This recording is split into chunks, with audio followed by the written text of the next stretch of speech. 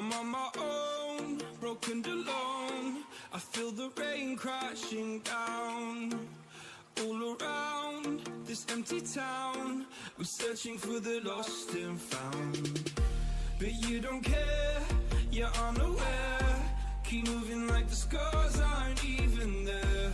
It's in the air, like a blazing flare. Just stare, cause the flames will burn us. I thought you were the one for me. That's why I gave you everything. Held you close by the stormy seas. Oh, you meant the world to me.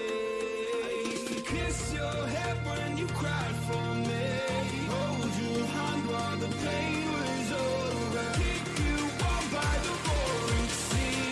You meant the world to me.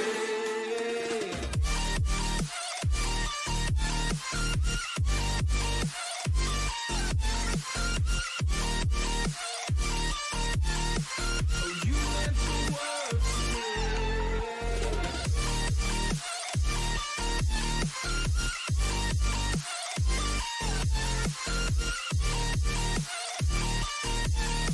Oh, you meant the world to me. My darling dear, you're never here. When I'm in pain, you hide and disappear. Like shadows in the atmosphere, charting the stratosphere. Yeah. I prayed for you and kept you near, in hopes you'd chase away my fears. I'm on my own, you made it so, and now I'm chasing nightmares too. I used to run with you through the great big leaves, laugh at you when you laugh at me. Hope for us because I believe the home was just you and me. I thought you were the one for me. That's why I gave you everything. Held you close by the stormy seas. Oh, you meant the world to me.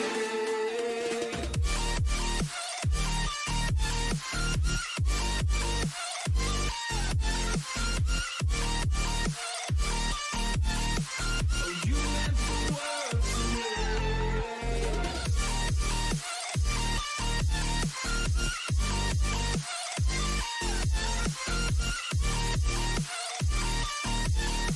Oh, you meant the world to me. Oh, I'm gonna do this on my own. No point in blaming you, you did not know. Oh, I thought you were the one for me. That's why I gave you everything. Held you close by the stormy seas. Oh, you meant the world to me.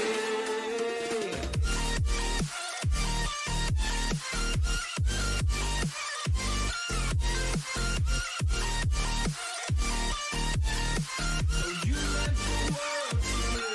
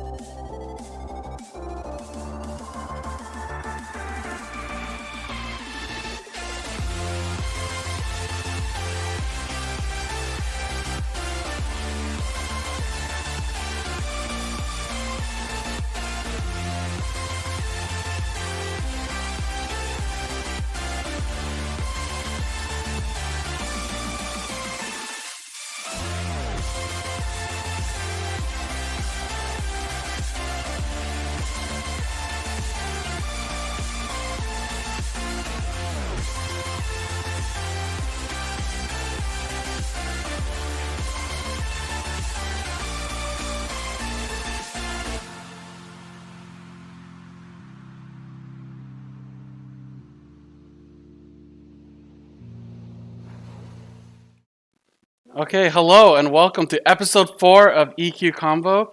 I'm your host Kevin, and and this time I'm joined by PiraTechnics, who's like a longtime caster. You've seen him at LPL, LCS, LEC, a little bit of OPL, and the PCS.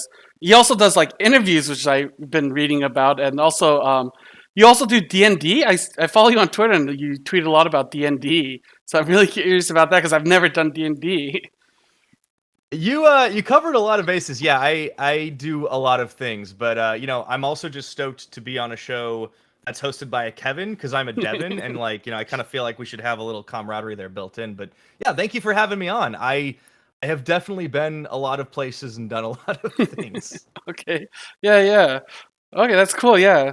Well, I'm glad you're here, and yeah, you've been around like everywhere. So I was just really like curious. But right now, the thing that just happened like an hour ago, I really want to talk about. So let's just jump Yeah. in. So OCE, the like OCE region, will be joining PCS for playoffs, which is like really, I didn't expect that to actually happen. I saw rumors on Twitter, but I didn't know it was going to be an actual thing. I just thought it was like rumors. How do you feel about this new format change? Because as far as I know, like the top teams from like the Oceania region will join PCS just for playoffs, and they have to compete with PCS for a playoff spot. Yeah. So I just saw the news, of course, as well, and the rumors that have been leading up to it. So much got dropped today for, like the LEC doing combinations, the LCK going into double elim. And yeah, this PCS news. So I wasn't sure if like other regions would be involved, but the Oceanic region, of course, has kind of had a lot of ups and downs where it was originally the OPL, and then that, of course, got cut, and then we started getting the league from last year. It sounded like this isn't confirmed or anything. It sounded like this was something Riot might have wanted to do last year, but weren't able to do for whatever reason. But now, yeah, the combination it's I have mixed feelings. I have mixed feelings, Kevin. I really do, because on one hand, it sounds like there isn't going to be an extra slot at MSI. It didn't say anything about Worlds. I don't think I'd need to look it over closer. But yeah, the same slot at MSI does mean that like, ooh, the OS teams aren't going to get a guaranteed play-in. I'd love to see them, maybe get 2 play-in spots. So like it could, in theory, be 2 PCS teams, or it could be 1-1 if they're able to make it through. I love like cross regional tournaments because it kind of scratches that like Rift Rivals itch that we haven't had for a while. So that part's cool. I like that the league still exists separately, will still run separately, but the actual championship will be combined. And I don't know how many PCS teams are going to be joining the 2 Oceanic representatives because it didn't say. But I would guess it would probably be cutting down the number of playoff contenders in PCS because we had like 8, I think, last Yeah. season, like out of 10 teams. So that was already pretty bloated. It would stand to reason that like it would only then be the top 6. But I don't know that. Like that isn't like stated anywhere. So I'm curious to see what it looks like. I like the idea of cross regional play. I think Oceania makes perfect sense given the proximity. Ping could still be a little bit of an issue. I know like there is a bit of a rotating ping schedule. Like, Clement always talks about that on broadcast about Hmm. how the teams will pick the servers that they want to play on for a given week because we have a couple teams that are based out in Singapore. Most of them are based in Taipei, but a few Hong Kong teams as well, like PSG Talon. So it's going to be interesting to see what it looks like next year and to see how the teams change their preparation, right? Yeah. The regional residency is also another thing too, because all these Oh. all these OS players now get to like pick, I guess, if they're going to be NA or PCS, which I think kind of presents an interesting decision to a lot of them. Yeah, as far as I can tell, like, so if you've been playing in the LCS, you can pick between PCS or LCS.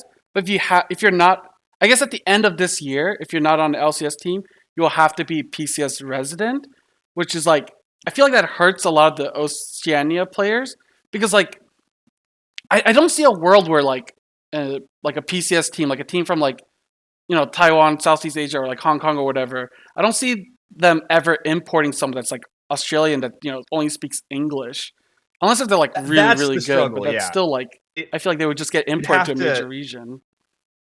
I agree with you. I think it hurts the like English only speakers. I mean, I think there might be a handful of players in OS that that also speak fluent Mandarin, but that like it's a significant limiting factor because the dominant language. I mean, obviously it's not the only language spoken on teams Hmm. in the PCS historically, but I think in practice it may be now. Like the handful of teams that have Korean players, they're usually like PSG Talon. They're like integrating language lessons and picking up players that have some experience, like oh gosh, yeah, Gory, since he played on FPX. But like, yeah, I don't know how it's going to affect them. I wish that like all OS players got the chance to pick the residency, but I also realize, if you're not picked up by an NA team, then you're kind of like locking yourself out of a region. It Yeah. definitely hurts the most for them. I don't think it really affects the PCS teams all that much, because with the exception of Beyond Gaming, teams down in like 6th, 7th place, 8th place in the playoffs don't tend to go very far. Hmm. That obviously could change, but I always thought that the top 8 teams in playoffs was pretty heavy for a 10-team league. So and again, this is assuming that it cuts it down. If we have a 10-team playoffs, that's Oh a yeah, whole other that's true. story. That's true. That's crazy. But yeah, it does suck a little bit for the OS guys, and I think they've been bounced around a lot. I'm glad the LCO will still exist. Mhm. That if that had gone away completely and we had like combined leagues, that would have been really messy. And I have no idea what it would have done from a broadcast standpoint because we're talking two different products that both have English language broadcasts. So, Yeah. uh, but I do hope it means that we'll get a chance to do a little bit more cross regional work with some of our colleagues. Like I'd love to work with like say Rusty again. Hmm. Oh yeah, Um yeah. and I mean I don't know what the talent roster looks like because it's off season and I gotta wait to hear back from everybody, assuming I'll be involved as well. But it's gonna be an interesting time. And yeah, I wish there was more opportunities for the OS players, but I do think they'll get to play against some pretty strong talent pre-worlds and Mhm. pre-MSI. And that's good for development at least. Yeah, I missed the international card qualifiers because like I mean like because I used to watch like well I kind of still watch a lot of LGL, but like watching LGL I always kind of was sad that they didn't really get to play too many games at Worlds because the amount of games is like so small. You only play like 5 or 6 games depending on how far you get. So I wanted to see more like cross region play. So for me it's like yeah like it would be cool to see like OC like compete against like the PCS for like a world spot. I think that would still be like cool to see cross region. And I think that I don't think they play online. I'm pretty sure they'd have to fly over to like Taiwan or like Hong Kong or wherever the servers will be because Yeah, that is that's the only interesting. This thing. ping might be So too bad. yeah, but I mean, it might be like good. It'd be interesting. I'm looking forward to like being able to like scrim against like an OCE team. I feel like that'd be really cool because I've never I don't think I've ever scrimmed them or ever seen them scrim in my life. So it'll be interesting for like a first time experience being able to like talk to them and like see like how things are Get ready going. for some serious shit posting. If I know the OS players, they are big memers, my dude. I love the race to koalas memes. Like Yeah. Oh yeah, yeah. that's like the best one. Yeah, yeah, yeah. I Ah, always see them at Worlds, and those I'm like, guys. I always wish they were doing better because, like, I always see my Twitter timeline just get flooded. I'm like, I wish they were like, I wish there's just more games. I would appreciate more games, but yeah, Yes. I feel Yeah. like I feel like they should probably just give like some special status for like regions that like I feel like OC play should just be import free, where they can go to any region because They're limiting like it to actual only wild card players. yeah, like limiting it only to NA never made sense to me. But then like limiting them only to PCS makes extra less sense to me. I don't see how like it'll help the region out at all.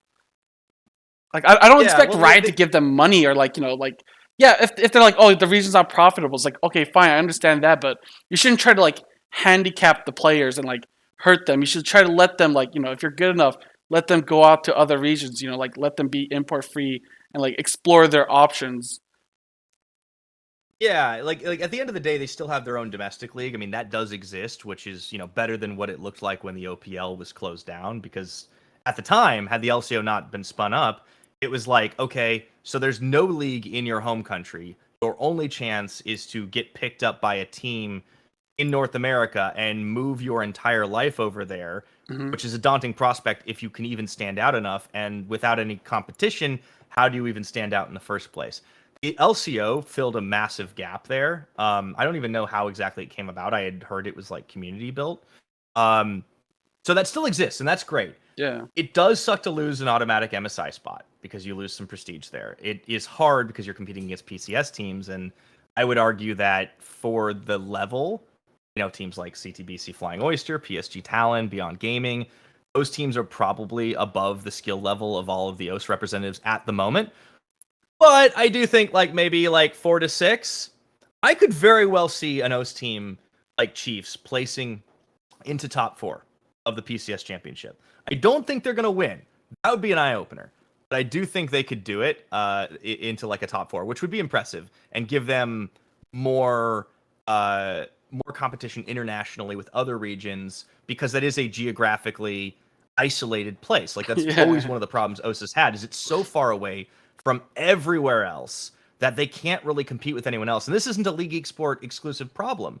I've seen it happen in Rocket League and other places where there just isn't investment and interest because it's a small pool, it's isolated, so they can't really develop against better regions or against stronger regions because they're just far away enough from Korea, from China, from the SEA region to get there. And that's the upside, is that they will be playing against PCS, and you're right, probably is going to be in person. I thought about Ping, but I think it might be too much. So that's good. The fact that they'll have some international. The bad side is, they don't have anywhere else they can be picked up now. The fact that it can no longer be imported freely into North America. I would love them to be like dual residents or something at the very least. But I like your idea of like a wild card, like because everyone in OS is an English speaker.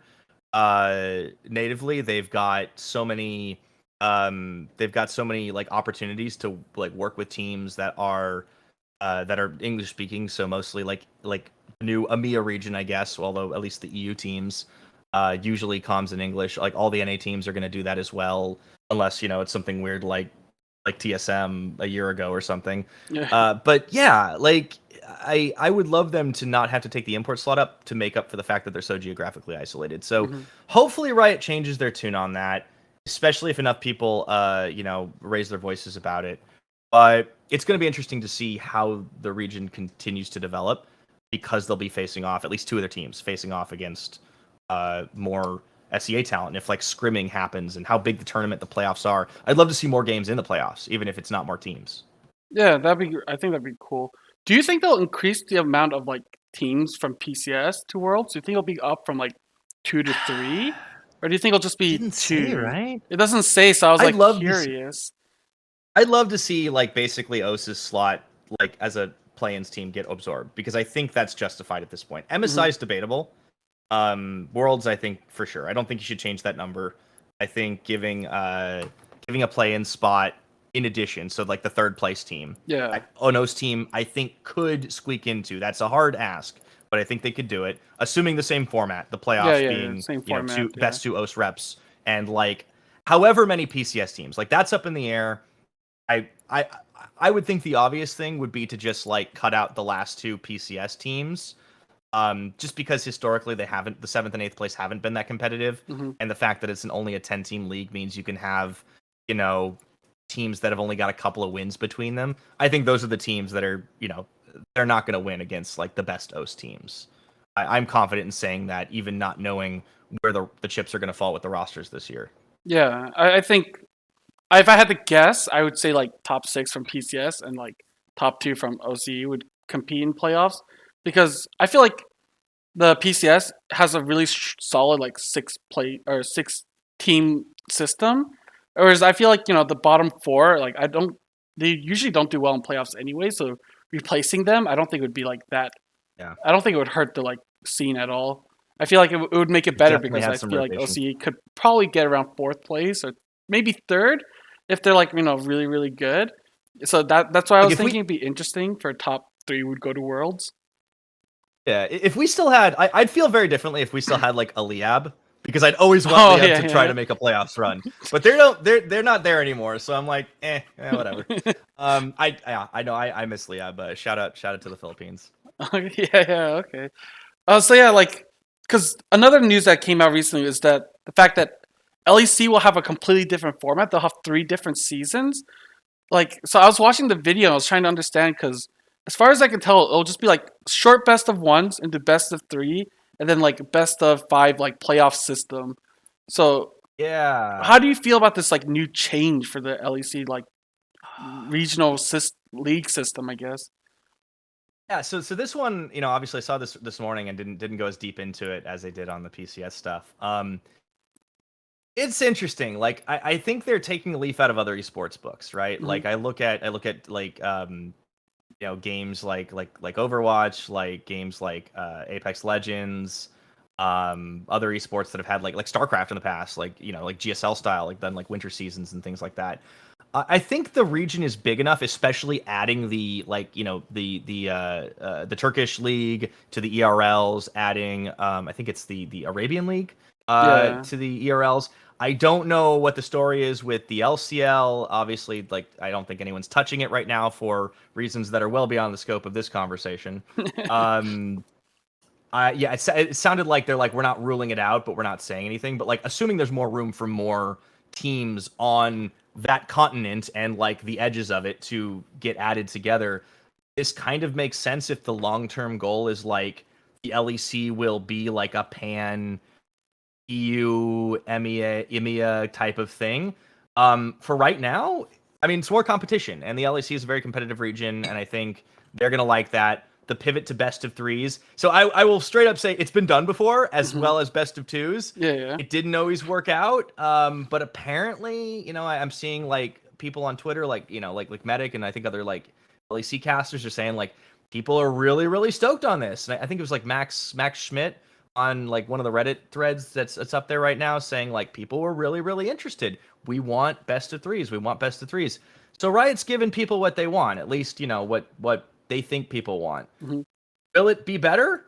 Maybe. There was always the downside of like a best of 3 between 2 like bottom teams is boring, but a best of 3 between 2 amazing teams is incredible. So there's that trade-off, right? Yeah. It makes scheduling a lot less predictable. It also means you're not going to have all teams play on every day.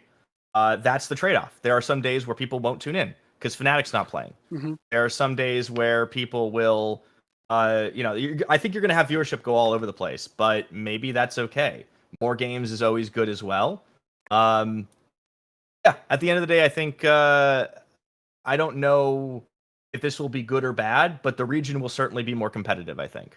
Yeah, I watched the video and like they talked about ERLs, including like TCL, LCL, and then like Middle East and Africa or something like that. But I don't know anything about those regions, so I'm not really sure like how that will help. But I mean, I'm interested. I think more leagues, more games is always a good thing, and the new format does look exciting. I'm not a big fan of best of 1s. Like, so PCS has like 3 best of 1s on a weekend, and it's really hard to like plan and actually like practice for, because like wasn't it 3 because of COVID this year though? Didn't we have like so many delays in the summer because like that's the only reason we had like, I know you guys had to play like 3 games because like I think J-Team all got sick or something like that.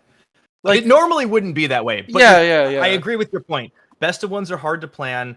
And I did misspeak a little bit because there is a best of 1 round robin. It's just a single round robin. Yeah. And it looks like the second one is being replaced by 8 of the top teams. So it's kind of like a playoffs, which is interesting. It makes it feel more like a tournament, which I think is always more exciting. So I think Riot's trying to have like the best of both worlds here.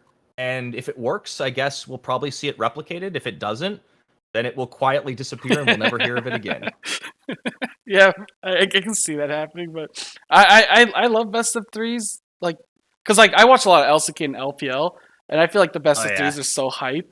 Like, it's true, I don't really watch the bottom tier teams playing the best of 3, but I watch whenever like the top teams play a best of 3, it's always so exciting, so much fun. Dude, best of 3, best of 5, like watching LCK is great. We got a great LCK Worlds Final. That was fantastic.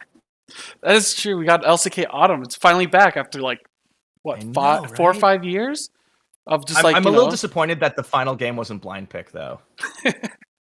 we could have brought back WTF 2 Shens.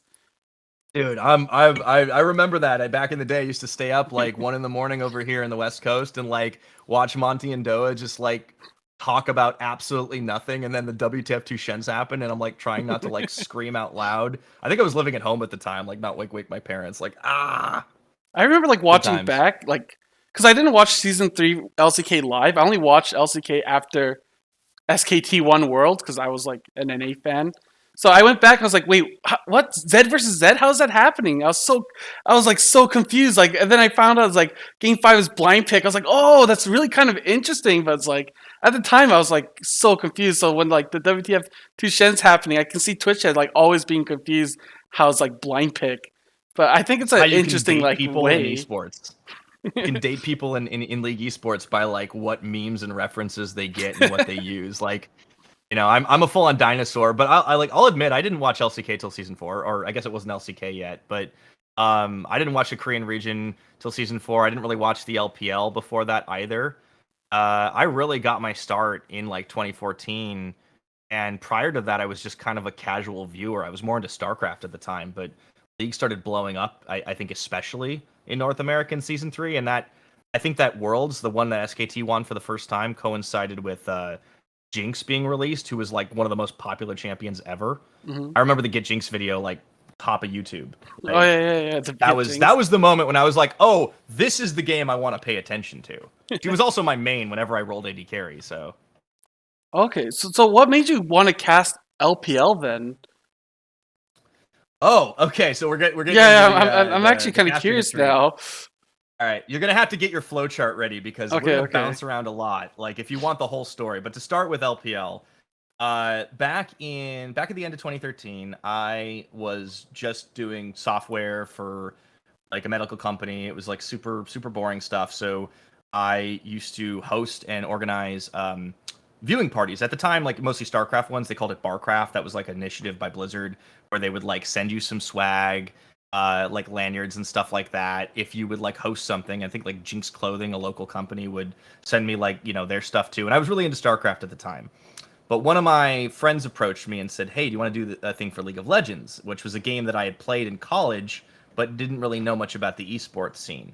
This was like season 2, season 3. So I said, sure, why not? And I put on a viewing party for Worlds Finals for season 3. It got like 10 times the amount of people that I normally get. The bar was like swamped, but it was great because it was a season 3 Worlds, and it was even though it was a fast series, it was like SKT versus like Royal Club for the first time, like Uzi Faker, everyone was like super stoked on it. And that next year, I just went all in on League, and I was writing articles. I was like attending the LCS up in LA, like driving up from San Diego, like from my parents' place, and like just I'd quit my day job and just decided to go all in on it. And I think I was browsing like the League groups. If you remember, like basically like clans back in the day, the old client. And I found one for like running, like hosting and casting amateur tournaments, like bronze, silver, gold 5v5s, like weeklies, like like $50 gift card for the winner, that kind of thing. Mm-hmm. And I found one, and it was like, oh, we need shoutcasters. Like, I never thought of that. Maybe I'll try it. So I started doing it. I started just shoutcasting amateur stuff, found out that I really loved it, and that became my focus for like all of 2014. And when the summer, I think about the summer split was about coming around, I had been, meeting people and networking through like Reddit and Twitter and stuff, and I met Froskuren and Kelsey Moser, who at the time were looking at this project of doing the LPL in English, which was totally unofficial. It wasn't affiliated with Riot in any way. There was no English broadcast for the LPL at the time. So I happened to be in the right place at the right time. I was doing pretty well as a shoutcaster, and they needed a play-by-play. So we were just talking, and something led to another. I was able to get on that broadcast, and that just blew up. We got so many views over the next couple of months because people were actually interested in watching the LPL. There was, of course, a Chinese finalist the prior year, so there was that carryover. So many storylines, so many players, in that league, even compared to North America. And then the regional finals, which ended up being a lot more interesting than the regular finals. I remember running off my home computer and hosting it and hoping the stream didn't die at 3 a.m. because there were 20,000 people watching, and I did not want that to just go down. And I was like sweating bullets every single time I saw a Twitch chat comment being like, "This stream quality is potato." Like, no, I'm trying to run it on my home network. Stop being mean while I'm casting. Yeah, but that's how I did it. I kind of fell into the LPL. Actually, it wasn't a region that I specifically sought out. It didn't have an English broadcast, and there were people that wanted to change that, and I saw a good opportunity and really loved doing it. Okay. All right, that's interesting. I didn't know anything about that because I only watched LCK after T11 or SKT1 at the time, and I was just casual NA fan. I just watched LCS. I didn't know anything about the other regions. I remember like watching like talk shows and like Double saying like, oh, they'll always be a year behind us, and I was just thinking like, yeah, that kind of makes sense. They're a year late, so they'll always be behind the LCS. So I was just like naive and dumb at the time. So yeah, that's when I found I was like, oh, China's also really good. I gotta watch them too, and I tried to find the English broadcast, and I found all those VODs. It was like it was really that makes cool you an at OG, the time. man. Not a lot of people would go out of their way to watch that. Like, there's a reason NA liked to stay in a little bit of a bubble and got complacent. So hey, good on you. I mean, that's coaching instinct right there. Well, I wanted to watch because I lived in Japan, so like watching LCS was really hard for me. It would start at like 5 a.m. my time, so that's why during the day, like watching like LCK or I guess OGN at the time, like LPL was a lot easier compared to like watching LCS. But I still watch because I was a big fan of like the players for LCS. You could watch EU, but like you'd have to stay up really late. You'd have to do what I did for Korea and China, which is like stay up till like 1 a.m. So it would make sense that like watching those two regions would be, especially because the LGL didn't exist back then. Yeah, so, there was like, no that like was LGL, that was pretty much your only options. They didn't even have Japan servers at the time. Yeah, I had to play on the NA servers is like 150 ping. Oh my god, you did that? Like 200 ping? Yeah. That's how I played. You absolute mad lad. Because I didn't know anything. Like I was like, oh, I'll just play on like the Riot servers. I was like the only one that was close by because even like so my ping from Japan to like Australia was like 180. So like going to like I guess California was like slightly better. So I was like, well, I'll just take this server. It's like this is the only option I had at the time. Well, the servers were in LA at the time, right? Yeah. Like that wouldn't work today, but of course you don't have to because you got the Japan servers. But like, yeah, I could see that working. Like slightly better, like 175, 160 ping. I mean, it's playable, but man, oh, you were a trooper. Well, if you don't know what good ping is like, it's actually not that bad. If all you know is bad ping. Because like I was like, what? Because the NA pros would complain about 50 ping. Like I'm playing at 150. This feels fine. I don't understand. Then the Japan service happened. It was like 5 ping. I was like, oh, okay. Now I understand. So, I had a friend who lived in Malaysia, and she would play. She refused to play on Garena servers. So she would play, and she said it was because like toxicity and stuff. And I'm like, really? It's more toxic than NA? I guess it was. But unfortunately, that is as sucky as it is. That's being a woman on the internet sometimes. Mm-hmm. But she would play on NA, and she got like plat on NA like easily. And I'm like, you did that on 200 ping? And she's like, yep, like Malaysian internet. How did you do that? Yeah. By the way, that's higher than my peak elo. I never peaked above gold in fives. The highest I ever got was like Diamond 1 on NA, and that was like it was really hard because you have to kind of predict everything, and I felt like that helped me out a lot because like you can't just like aim and click because like you're like literally like a second or two behind the other person, so you have to kind of predict where they're going. Do you think that all coaches should like be forced to play on like a ping handicap so that they like learn to predict things and like help players point that out? Maybe that's why like LCK or like Korea like was able to improve so hard because they had to predict. Maybe that's how Mad Life became so good. That's how CFO got so good this season. All predicting things like. That was good. I was really glad to see you guys as world representatives. That was a lot of fun. I'm glad I got to predict us to go to Worlds. Oh yeah, I thought you'd be going to MSI, to be honest. That finals was so close. Oh yeah, I was like, I love double elimination, and I don't want to blame it. But when you lose the like upper bracket finals, it does feel really bad because you're like, well, I beat them once 3-1, and then I lose like the second time around 3-2. So then it's like I was like, oh, I hate this so much.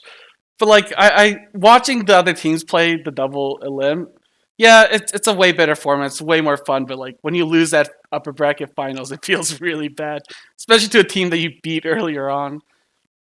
Yeah, because it almost makes the win feel worse because it like didn't count in the end of the day. So I have to say, like CFO is one of the reasons that that the PCS had so many bangers this year. Like that was awesome. Like it's the super team that actually delivered. So thank you. I think it was like I feel like super teams only work well when they're like well balanced. Like you can have 5 good players, but I feel like you need like, for example, you need like players that can cover each other's weaknesses. Because like having carry top, carry mid, and carry bot makes no sense.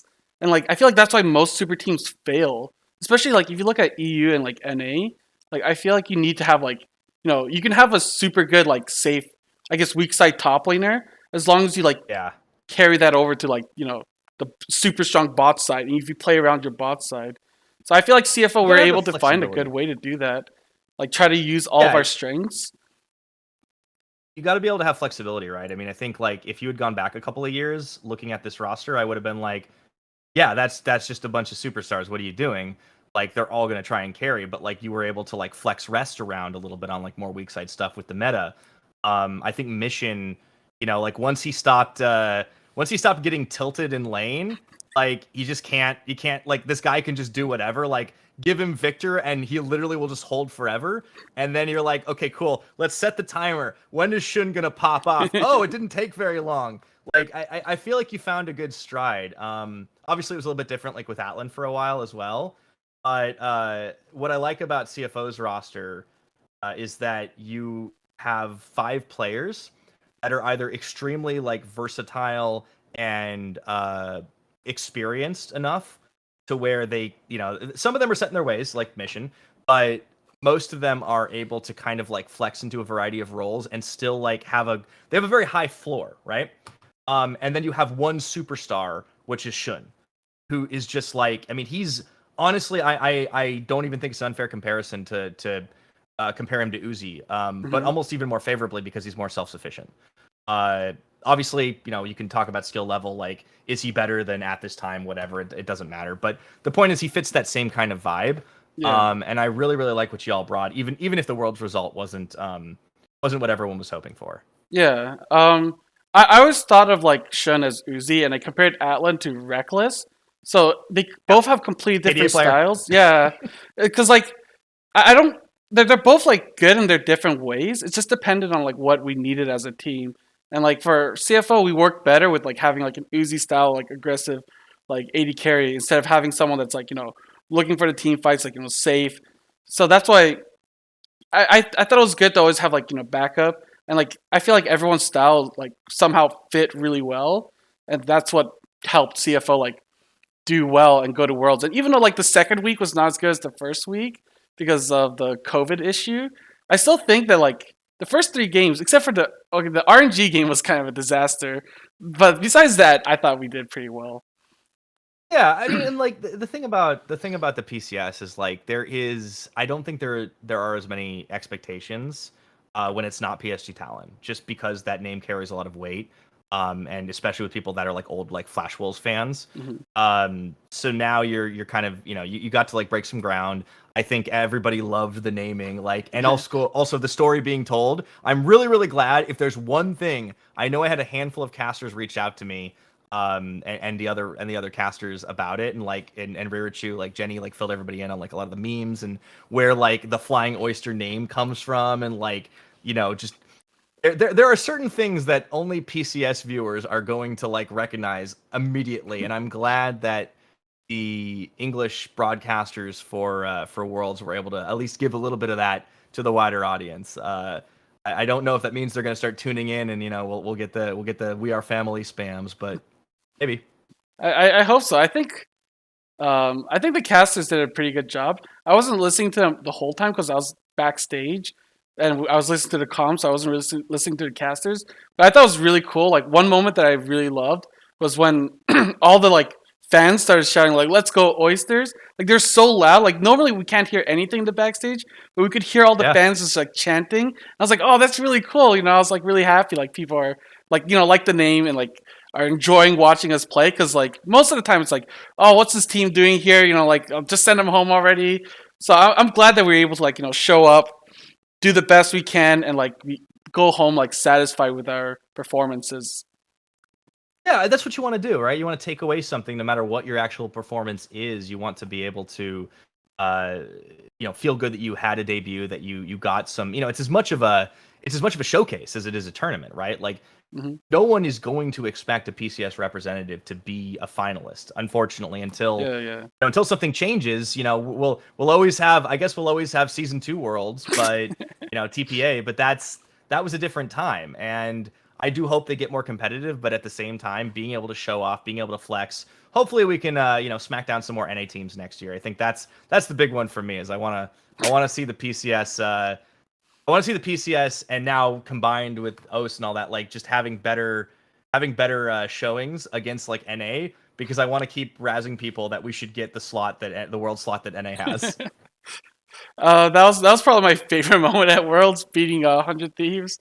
Like people went so like nuts like over that win. Like some people were cheering at us, and then other teams were just shitting on NA. So it's like I was like, okay, yeah, this is typical NA at Worlds, and I was having such a fun time reading all the comments on like Twitter and Reddit.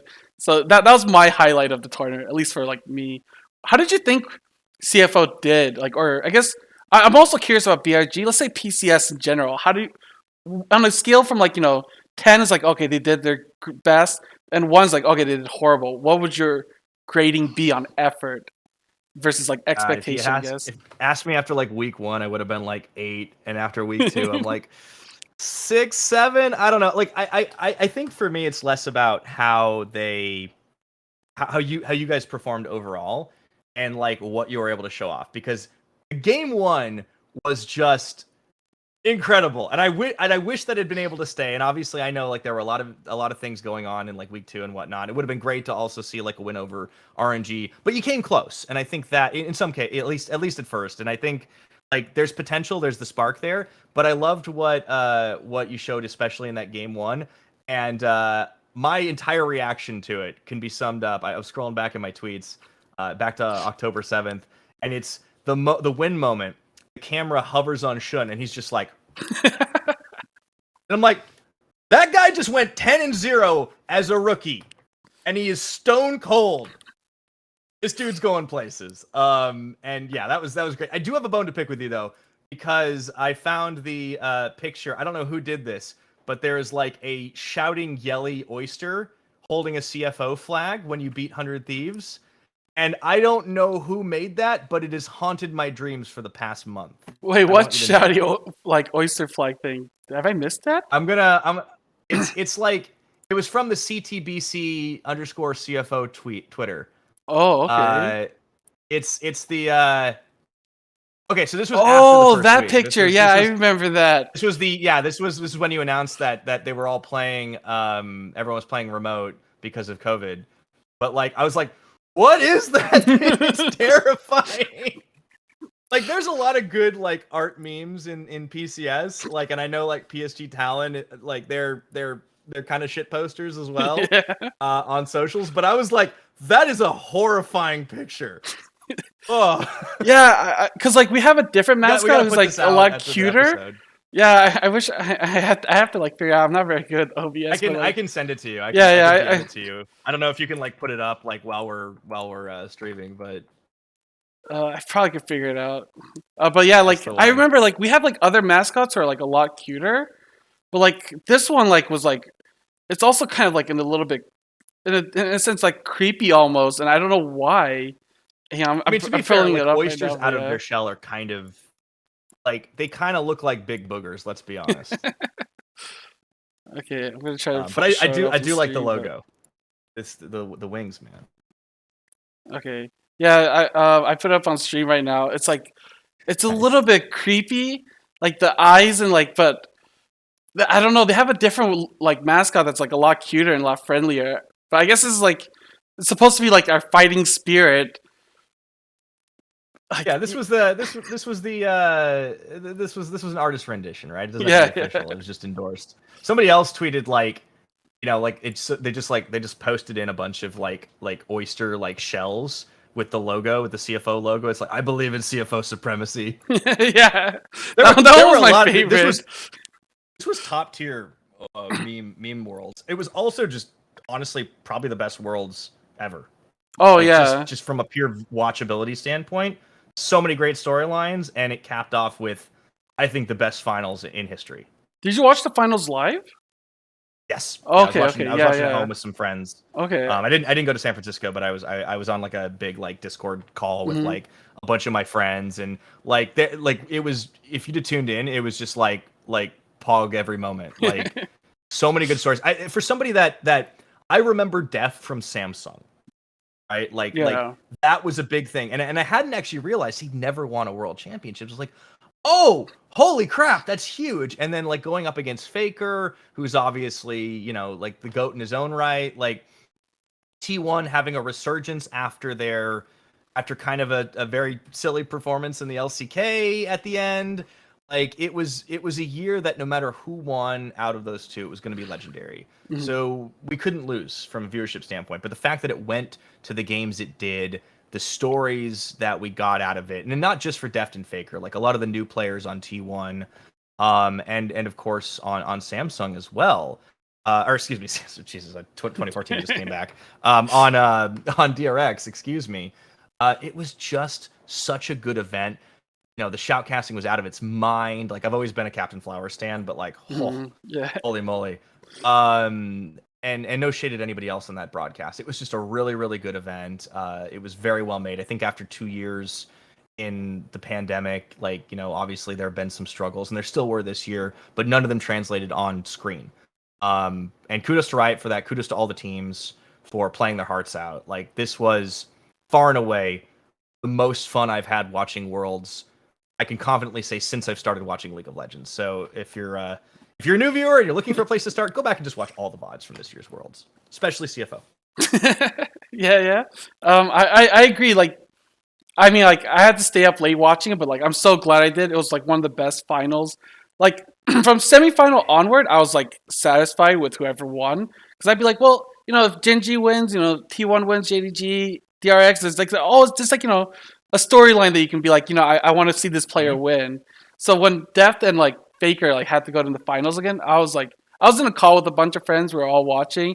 We were all cheering for either team, because Faker winning his 4th title, Deft winning his 1st. Like we were both like, we'll be happy with whoever. Yeah, before he retires. Yeah. Like.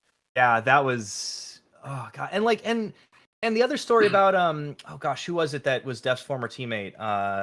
Keria. On Keria, yeah, and like Keria, like that was a big emotional moment at the end. But like he famously said, "Deft, I will get you a title." Yeah, and he did. I saw not that. on the same team. Yeah, and like I mean, it's not like he threw or anything. The thing about that final series that was amazing was it wasn't the most high quality games of League of Legends we've ever seen. People, I think, talk about like the 2016 finals, which obviously was very much like a chess match with like Ashe, Zyra, like adaptations and stuff like that. That came in. I watched that one live, and that was really good. Of course, I think it also lives in the shadow of the fact that the Rocks SKT semifinals was better. Yeah. As incredible as it is. But like that was a series that felt like a very top level back and forth between two Korean teams at the top of their game.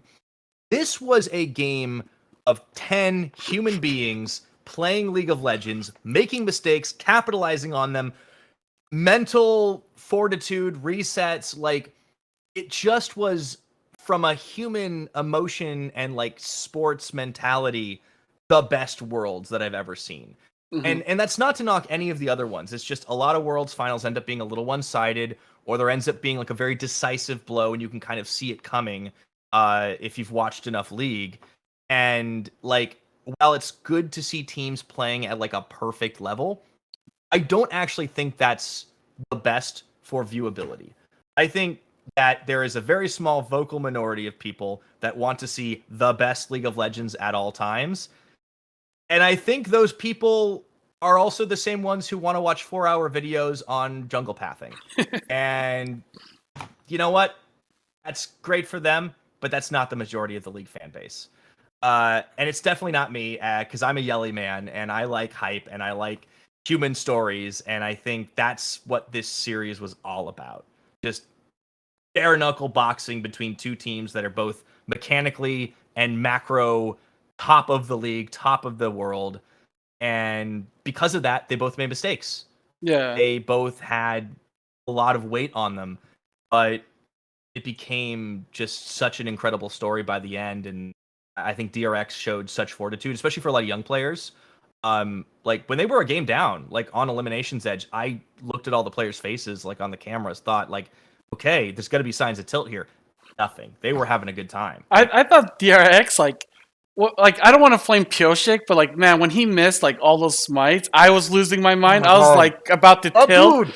But the players were like, "Oh, dude, it's okay, it's fine." I was like, "That's some mental fortitude," because I would have lost my mind, dude. Like, can you imagine?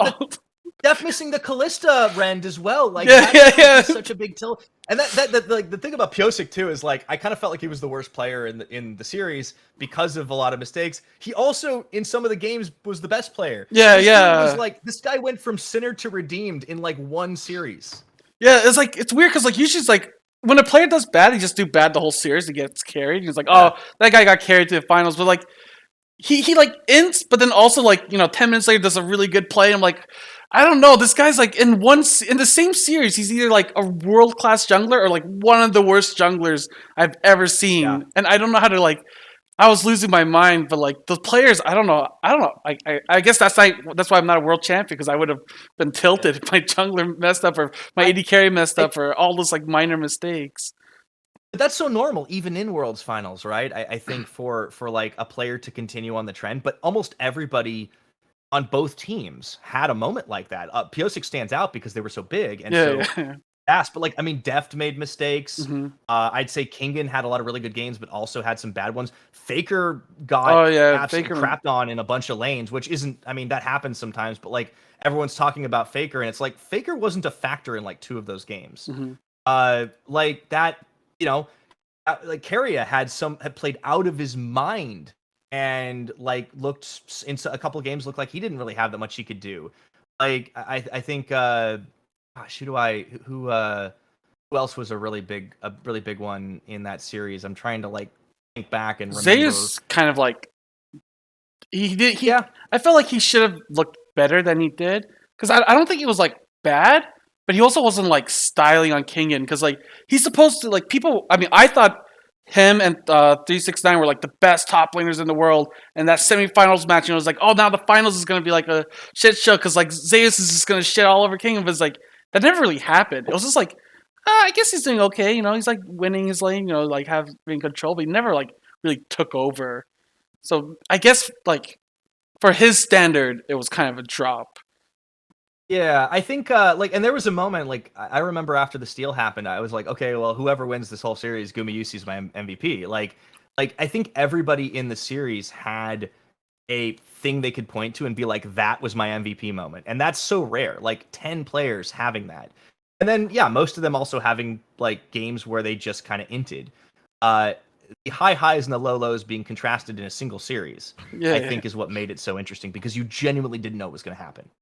It was so hard. Like Beryl picks Bard in his final game, and he's not even really that important. Like Keria first picked Karma, and that was the moment that my entire Discord was like, "Oh no, T1 are trolling." Like, like when pick ban is that tense, it's like, "Oh, okay, this is a series."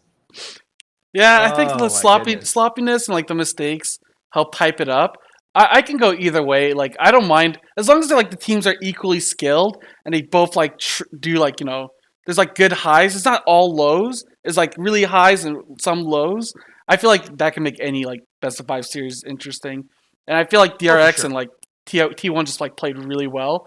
Yeah, there's like some mistakes, but it's like I guess like everyone focused on the Pyosik one because of the Baron steal. Like stealing Baron is like such a huge moment. But I still think like everyone like did well, and like there's some mistakes, but I'm just happy Def finally won, because like I feel like the DRX storyline will never be beat. It's like one of the best storylines, because like even before going to Worlds, nobody predicted them to make it there. It's like it started off in like the regionals.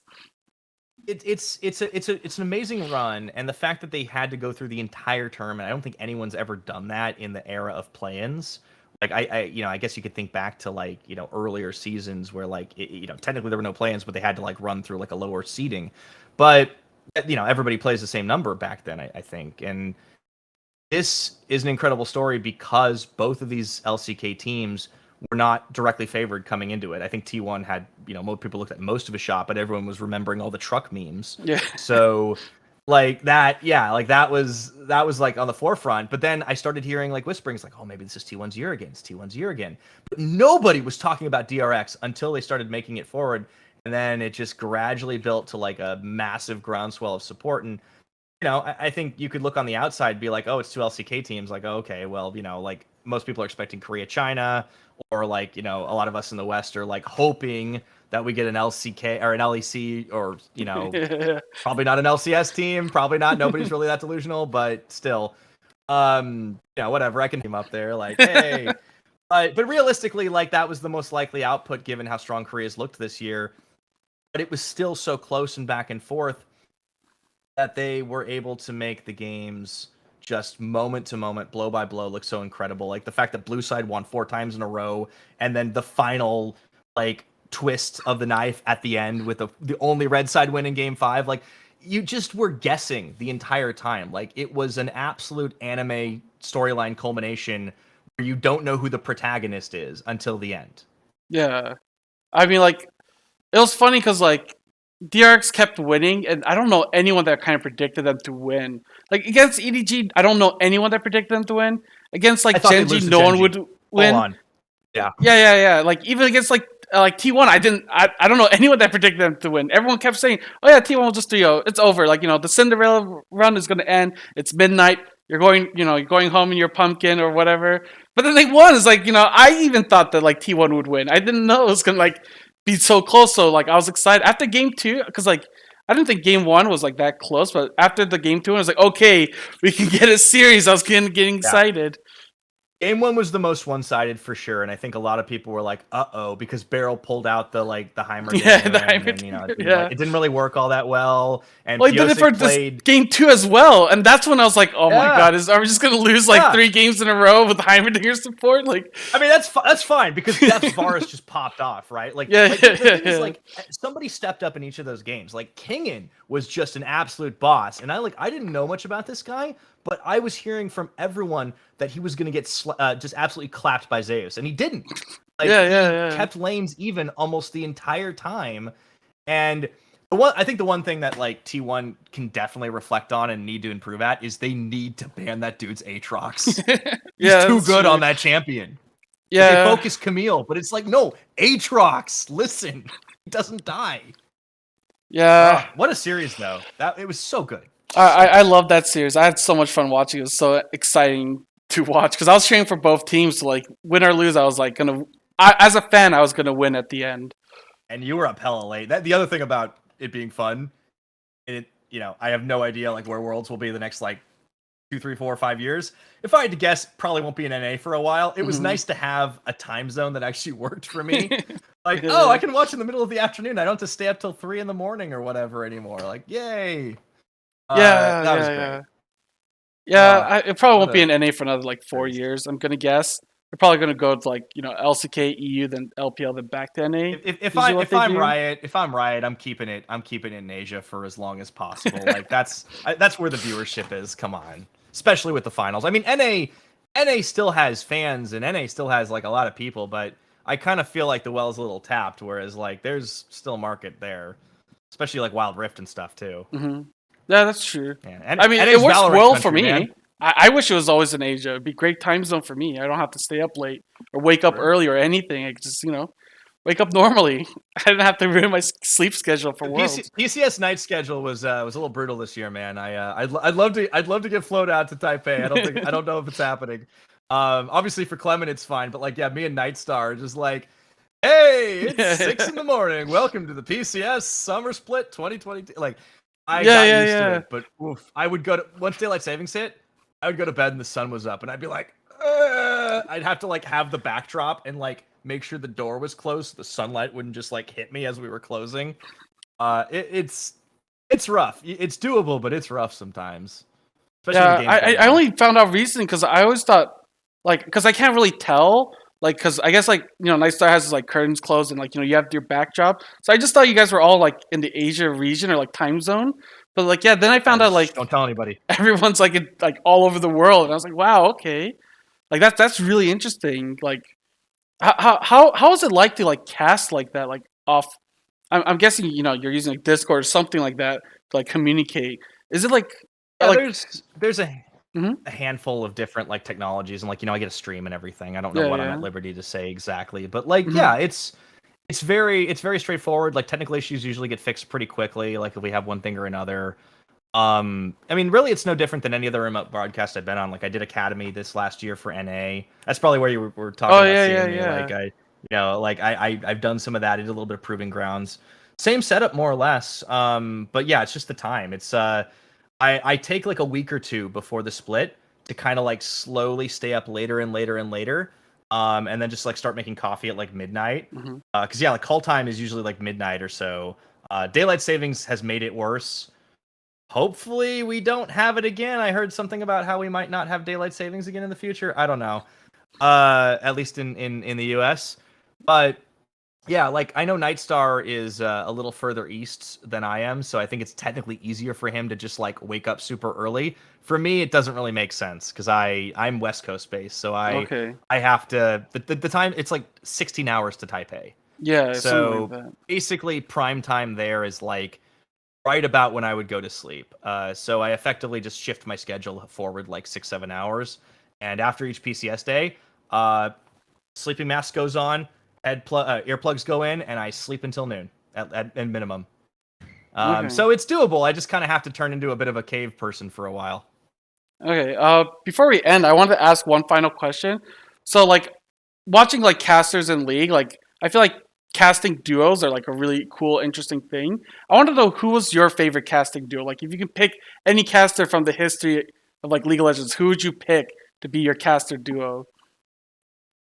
As in, like, who would I prefer to watch like till the end of days? Or like, who would you like if you had to cast an important game? Which one of your like like in your Oh, casting career would you pick to help you okay. cast So like the who most would I pick important? to cast with? Yeah, yeah, cast with. Um, oh my god, this is so hard because like I think the caster that I've had the most synergy with and like the most fun with has got to be Frescurin. Like she was the original like duo for me, and like it was so much fun to like cast with her and to just like pick her gigantic brain for like all of this information and bounce off of her. I've had so many great co-casters. Don't get me wrong. Yeah, Honestly, yeah, like yeah. I've worked with so many incredible people. She's definitely the most fun. If I could pick somebody who I know would absolutely like hype up and electrify a crowd like without me even having to do anything, it'd be Kobe. Okay, Um yeah.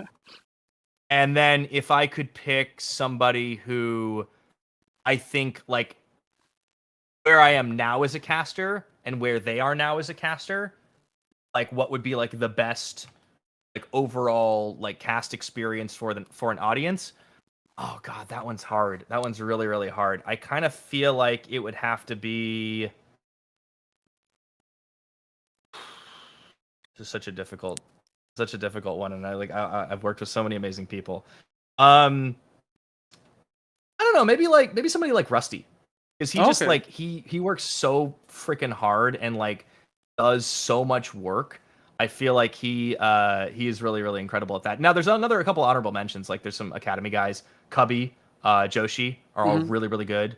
I mean everybody in that Yeah, scene is yeah. really amazing. Actually, we have a lot. I was honestly lucky to be part of that broadcast because there are casters that I am not ashamed to admit I think are better than I am on that broadcast. Just in general, holistically. But I just have experience. Okay. I think they will absolutely be cast in circles around a lot of people. If I could recuse myself and pick any two people Okay, to yeah, cast yeah. any given league game, uh, it would probably be Riven Jat, if not Flowers and like somebody. Rivington? Like I think Riv was like my favorite play-by-play caster. He's the guy that gave me my inspiration to do it. Because that guy could sell you a clunker of a car and make it sound good. Yeah, Just I the love cadence, Riv. He's got the flow. People were like criticizing, like, oh, he's not saying the right words, but like I never noticed that. I was always hyped. Like he's like it's like a word, salad or spaghetti, or just like, it goes everywhere. You get like It so happens to hyped, like all you of us never listen to the sometimes. words, but just like the flow and everything just made. I felt like he was a really good play-by-play caster, and like I thought Frost Gurn's like way of like creating like storylines or like creating like I don't know how to describe it, but like whenever a game's happening, like the story behind the game and like the information she was able to give out about the players and like what's happening in the moment, I thought was like really cool. So yeah, she's Between the another moment great story. choice. Yeah, and that's why she's like my first choice no matter what. I mean, she's obviously doing a lot of different stuff at the moment. Yeah. But probably will continue to do things that aren't necessarily in the esports space. But yeah, she's easily, I think, the best like synergy wise commentator I've ever worked with. Deficio's good too. He goes in a very different direction, where he's like he's gonna make a lot of jokes and be really funny. The series will be silly. He will probably cross a few lines in terms of like stuff that if we were like FCC regulated, he couldn't say. But he'll make it fun for you. Yeah. But yeah, Forskuren could tell stories and she could connect the dots, right? Yeah, It yeah, would be, yeah. what's the story of this game? What's the story of this player? What's the story of this team? What's the story of this tournament? What's the history angle? She'd somehow work that all into a given game, and like Forskuren can weave a single game of League of Legends into an epic poem. And Yeah, one of that's the a good things I way to love about her, describe is it. that Yeah, she has all this knowledge and she explains it in a way that even someone with a dodo brain like mine can follow. And that's, I mean, no shade at the technical casters. I think the people that do the numbers, like Freak style, like he's a play-by-play, but he's kind of a bit of a hybrid there. I think those people are wonderful at what they do. It just doesn't really work with my style because I don't know numbers that well. I read patch notes by skimming them, and I check with people smarter than me, which is usually everyone, to like, what does this mean for the meta? What's going to change here? What do you expect? I need to know what kind of questions I want to ask the people on broadcast. Like Clement's really good at that stuff. And Nightstar is as well because he theory crafts. So I'm always asking the questions on broadcast that I myself maybe don't know as well, because I'm a bit of a stand-in for the audience, at least the audience that aren't hardcore elo grinders. And I think there's a place for that. But I prefer to tell the human stories over the technical patch-laden stories in a game. There's always a place for it. I think Analyst Desk does a great job of it. I think slow, boring games, if you want to talk micro interactions, that's cool, especially if there's something weird happening. Yeah. But yeah, I worked with so many great casters, but much love. Shout out to Frusker, and I think she was the best one I've ever worked with. Okay. Is there anything that we didn't touch upon that you wanted to kind of go over? Oh gosh. No, I think we kind of talked about a lot. I know we're running a little overtime anyways, but I guess thank you so much for having me on. Best of luck to CFO for next year. I don't know what it's going to look like in terms of the broadcast. I can't say if I will be involved or not just yet, but either way, I hope everybody tune in now. I hope you go watch and support CFO going forward. I will of course be a neutral, unbiased party regardless. But yeah, it's gonna be an interesting year for what I'm tentatively calling the LCO PCS. Okay. Yeah, well, thank you for coming on. It's been a lot of fun talking to you. I'm so glad we got to cover like all these different topics. I thought it was a really interesting time. But yeah, thank you so much for coming by. Thank you everyone for watching, and I hope to see you guys next time. Okay, thank you.